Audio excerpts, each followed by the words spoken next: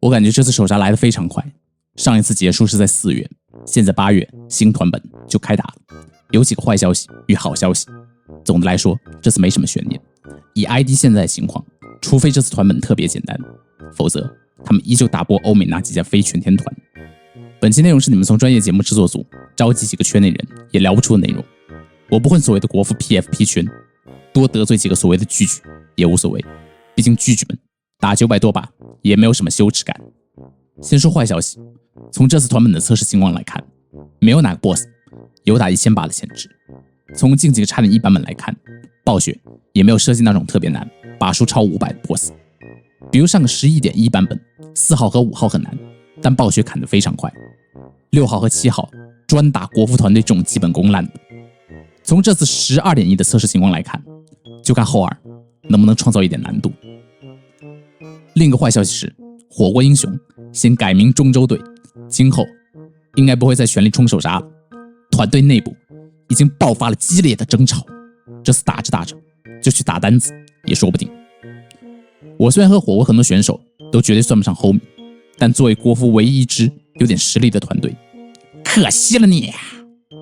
雷火已经打翻了不少人的饭碗，等于说现在 ID 的对手只剩一个 JS。JS 上版本虽然展现出了一定的实力，但考虑到他们确实请了火锅的场外指挥，不能完全算他们赢。而且我前面说过了，以 ID 现在的情况，除非这次团本特别简单，否则他们依旧打不过欧美那几家非全天团，具体就是飞鲨鱼、Advance 和 Instant Dollars。 说完了坏消息，就要说好消息。好消息非常多，国服现在不比精度，不比技术，也不比把数，比的是什么？比的是情怀。你们这些没打过国服 PFP 的人，懂不懂打 PFP 有多累啊？别人打60把的 BOSS， 国服 PFP 要打200、300甚至400把，还要熬夜打。没打过 PFP 就不会知道什么叫高强度开荒。最恐怖的不是有人比你强，而是那些比你强的人还比你更努力。Liquid 练了16号，Echo 和麦蛇都是人手至少20个号，很多时候是一整天都在打分团。ID 准备了15个分团号，我不相信这些号的装备都刷到了最好。ID 上版本还可以接号，这就是他们非常聪明的分团账号准备。ID 现在就是个福利院，毕竟嘴上说冲世界首杀人人都可以，这么优秀的公会肯定汇聚了一批优秀的选手。先是高冷的坦克2人组血气和蒋哥，不知道你们有没有看过闪灵，里面的黑人和小孩有心灵感应的能力，他们彼此之间能接收到对方脑中的信号。血气和蒋哥正是一直在锻炼和治疗组的心灵感应能力，不用他们开麦，治疗组就知道在什么情况下应该给减伤，什么情况下应该让坦克自己解决。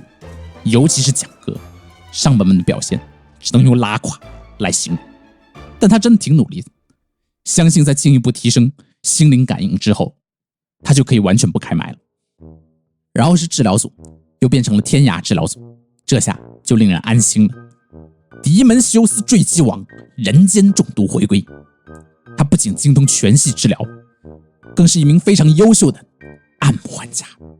还有个布丁，这名选手和小景类似，只有奶骑玩的比较顶尖，至于其他职业嘛。而且最重要的一点是 ID 对于他来说只是个备胎，他本来是要去火锅英雄拿国服首杀的，在火锅英雄内部爆发激烈的争吵之后才转投 ID。 最后是 ID 的 DPS 由多动症患者 Enox 上版本状态下滑明显的橙子，虚假的专注者旋律，以及只打了差不多4次团测的老板 Easy。ID 的选手们要接受和一个完全不努力还占据稳定位置的老板一起开荒。我们就看这次打完后 ID 的龟男选手团体和国服李中可还能找出什么接口吧。原本我以为应该只有老板一个不尽全力的选手，没想到还不止一个。白狼也缺席了几次团测，真是令人十分安心呐。如果只上2个法师，小辉就会被顶掉，小辉要被一个只打了4次团测的躺平选手给顶掉位置。这次应该没有猎人的位置给他了。云神应该只会玩贼吧？上版本非要玩个惩戒期献丑。大风信仰玩家地天使，我认识这名玩家是因为他待过的那个神人公会。简单来讲，就是那家神人公会招了他，又让自己人 reroll 踏风，甚至在某 boss roll 点决定谁进本，最后让他替补。最离谱的是那家神人公会让他转奶僧，但地天使可能没有考虑到，论神人程度，还是 ID 更胜一筹。只要 Liquid 和 Echo 不带踏风，哪怕踏风职业强度和其他精战差不多，地天使就没有上场机会。因为像恶龙这种1对1复刻国外阵容的庸才是不会搞什么创新的，就像 M 雷龙、天涯宁愿上2手盗贼都不让二系上场一样。当然还有自称正义如佛丁般光伟正的鱿鱼。话说上一位自称正义如佛丁般光伟正的选手已经躲起来当缩头乌龟了。